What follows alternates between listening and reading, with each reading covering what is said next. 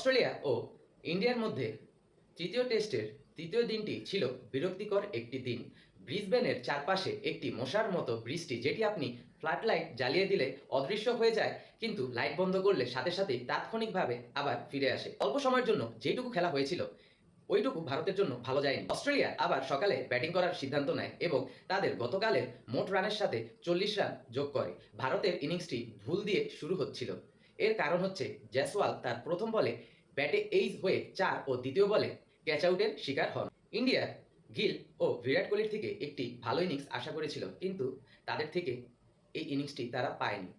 এই দুই batsman wide লাইনের বল খেলতে গিয়ে প্যাভিলনে চলে যায়। পর ঋষভ পান্ট স্টাকের বলে নিক হয়ে আউট হলে ইন্ডিয়া 44 রানে 4 উইকেট পরে খুব বিপদে পড়ে যান। এই সবকিছু অল্প সময়ের মধ্যে হয়েছে। বারবার বৃষ্টি আসা ও যাওয়ার মধ্যে ইন্ডিয়ার ব্যাটসম্যানরা একেবারেই ক্রিজে সেটেল হতে পারেনি। ইন্ডিয়া 394 রানে পিছিয়ে আছে। ইন্ডিয়ার ভাগ্য ঝুলে আছে বৃষ্টির উপর। আগামীকাল বৃষ্টি ও তুফান হওয়ার সম্ভাবনা রয়েছে সকাল ও দুপুরের দুটি সেশনে। এই ম্যাচটি কি ড্র হবে নাকি অস্ট্রেলিয়া জিতে সিরিজে 2-1 লিড নিবে, এটাই এখন দেখার বিষয়। অস্ট্রেলিয়া এই খেলায় সম্পূর্ণ তাদের নিয়ন্ত্রণে নিয়ে নিয়েছে, আর ইন্ডিয়া প্রার্থনা করছে তাদের ভগবানের কাছে এই ম্যাচটুকু যেন বৃষ্টির আশীর্বাদে বেঁচে যায়। আগামীকাল সকালে আবার দেখা হবে অস্ট্রেলিয়া ও ইন্ডিয়ার মধ্যকার চতুর্থ দিনের ম্যাচের অ্যানালাইসিস নিয়ে। আজকে এখান থেকে বিদায় নিচ্ছি। সবাই ভালো ও সুস্থ থাকবেন।